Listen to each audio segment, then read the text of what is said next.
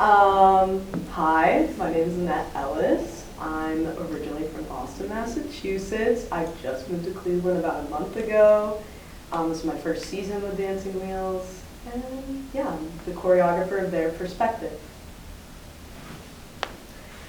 My name is Mackenzie Beaverson, and this is my 4th season with the Dancing Wheels company, and I am the choreographer for the piece called Dear Friend. Hello, my name is Brian Murphy. I'm from Akron, Ohio, and I'm a guest dancer. I've been dancing with Dancing Wheels for about 2 years now, maybe 2.5, and I choreographed a piece called Apricity. My name is Angelina DeFranco. This is my 2nd season with Dancing Wheels, and I'm the choreographer of House of Glass. My name is DeMarco Sleeper, and I'm a physically integrated dancer. I've been dancing with Dancing Wheels for about 6 years. So I've been dancing all my life, not necessarily professionally. In the beginning, I just was a mover around the house. My mom could never get me to stop. And then I got out into the neighborhood and got into hip hop, breakdancing. So I did that for a long time. Through high school and middle school is when I started to get different opportunities to choreograph for myself, for my own group, in different groups. After my injury in 2014, I started dancing professionally in physically integrated dance. So Dancing Wheels has played a part in my dance career by providing a space for me to hone my abilities to work with others and interact with others in terms of like creating movement and just dancing and having movement created for us, and just exploring different movement and different movement types on such different bodies. So, so being someone who wasn't born with a disability and coming into my disability at a later time in my life, the transition was hard, especially being very in tune with moving and dancing and finding a love for that, but then losing the ability to dance, which at the time I thought was mostly associated with being able to move my whole body. It felt like, how would I get this opportunity to dance again? How would I be able to express myself? But then I found Dancing Wheels, and it created a space for that. And it allowed me to open up and express myself and know that there's a way and a place for me to express myself. And I will tell anybody who has any type of disability, not just anyone who uses a wheelchair, that if you feel like you want to do something, or you have something to say, or you have something you feel you need to express, just do it and don't let anything stop you. Words, people, you know, or things in life, you know. Finding my people was very important because not everybody is open to disability. Not everybody is or has a love for the arts like I do. So just finding people who are open-minded and also love arts and dance, it was just easy to connect with and easy to blend in and kind of grow with the group, even though my new friends. I think working with Dancing Wheels, I've learned so much about different people as human beings. Our company is full of dancers, and we have this mutual love for the arts, and we have this mutual advocacy for disability and making sure that we are advocating for disability and the arts when we are working and performing and going on tour. But I think there are so many disabilities that aren't visible, and just being able to learn how different people interact and knowing how to, I guess I've just learned how to really focus on the person as a human being first, and then I learn about them as dancers, and so how I can interact in this like human sense is really important, and I find that to be fulfilling within the company. Actually, yes. I think that I've never worked with integrated dance for almost 30 years. And for the last 2 years, I have been.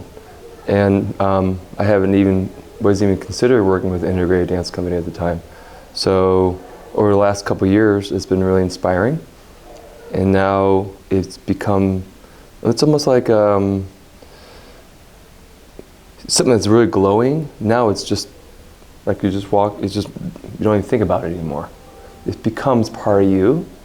You don't even realize it. you know, and even as creating on a company with integrated dance has really been inspiring. So all of it with the dancers you have here, they all have been inspiring to me in many different ways. So yeah, for sure, has opened up. It's like almost your door opens up so wide that you don't even see the door anymore. I'll say one thing. For me, what inspires me to come back is knowing that we're creating a space for someone who may not know that physically integrated dance exists, you know, or someone who may not know that just expressing themselves in whatever art form, a place exists like that. And I think we are creating that awareness. So that's what it means. I would say that I am inspired daily by the people in the mission, and that's what brings me through these doors every day. Actually, I'm going to just piggyback off them.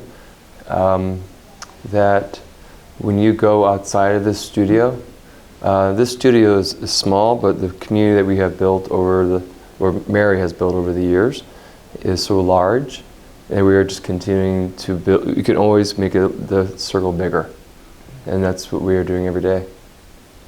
I think what brings me in to this space every day is that it is so safe, and dance is for everybody, and that is what this company is striving to show the community, is that dance is for everyone.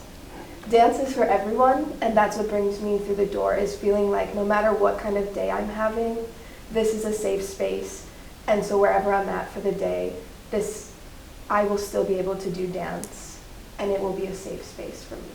That's what brings me through the door. I think something that I've realized since being here just a short period of time is that the entertainment industry and dance industry in general can be very self-serving.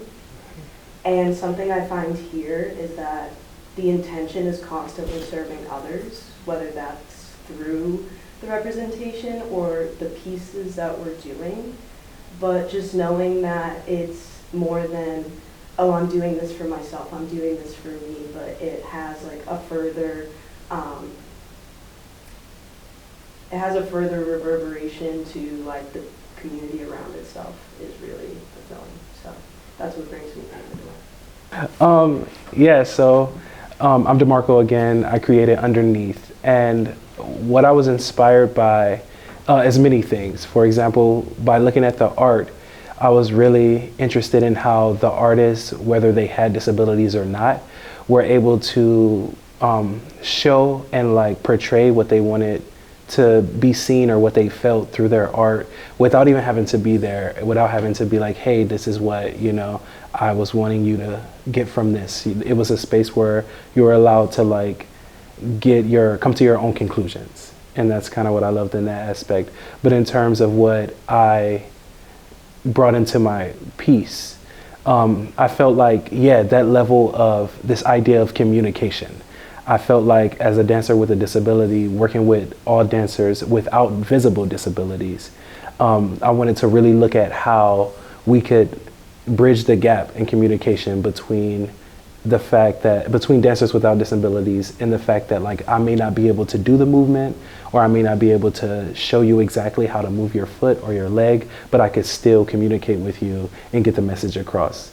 And overall, my piece speaks about how you have this energy, this version of yourself inside of you that is hidden away, and for whatever reason you hide this person away, but that comes out or breaks through to the surface every now and then when you're just being yourself, when you're having fun, or when you're dancing. I would say I definitely got in overarching view, just the environment, the way that it was set up, and the way that different artists were able to bring their art into this one single place. But if I had to pinpoint specific art, I really like the conveyor belt, the idea of the art being able to come to you. That was really cool to me. And then just you never know how much time it takes to do something, or how much time a person has to put in their energy into it. And I think just the idea of the clocks that were in the space that worked on not every second, but such overarching, a whole day or a whole, span of a week. I thought that was really cool. I choreographed a piece called Dear Friend, and it is a duet, and I was most inspired by Jeff Casper's cards that were Are You Wrestling with Embrace? And so I used those cards as like prompts. I think most of us, when we were in the museum, we were like, this could be like a college course where you hand these out and you have dancers like improv to these prompts.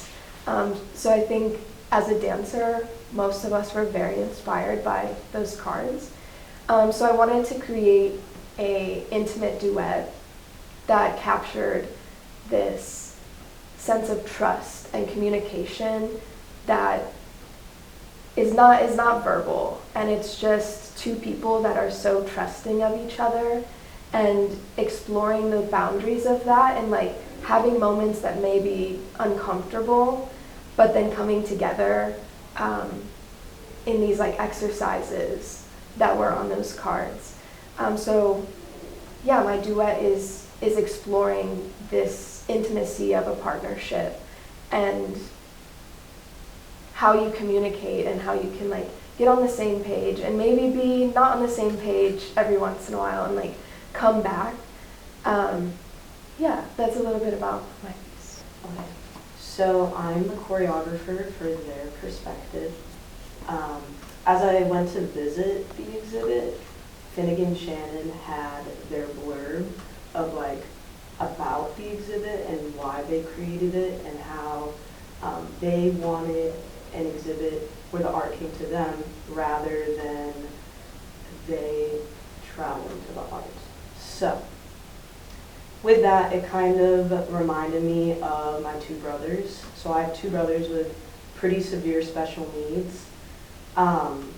They have like all their basic provisions are come to them, so they're dependent on the care of others, and they're dependent for their interactions to come to them. So while I was sitting and I was watching the conveyor belt, I was like, wow, this is like really like an example of like what their life is really like. And with the intimate objects on the conveyor belt, it kind of told me like just how like everything's so vulnerable and personal to them is just so out in the open for people. So it got me inspired about perspective, and hence the title, Their Perspective, but it's about how their perspective has shaped me as a human being, and a lot of times I feel people can look at them and their situation and be like, oh, poor things, like think it's something worse than it is, but I know that they have a purpose to teach people empathy, love, and compassion, just like they've shown me. So it's a story about how I've stepped into my brother's shoes and our connections and how their perspective changes people's hearts. Yeah. So my piece, House of Glass, was inspired by the entirety of the exhibit. I was particularly inspired by how intimate the pieces were and how from a distance or not really looking into it that closely, it doesn't seem like it's intimate. I'm thinking of one piece in particular. There's a journal filled with scribbled colors, and I was flipping through it, and at first I was like, oh, this is so like silly, and then there were certain pages that were like a mirror into this artist's life through color. And as I went through the other pieces, I was like, all of these are so intimate, and I was inspired by when I gave myself to the art and I really looked into the art, the me and you of the artist became we, and I think that was also reflected in the poem that Finnegan and Lugaza collaborated together, and it was wrapped around the entire exhibit. So that's the starting point of how I got inspired to create House of Glass.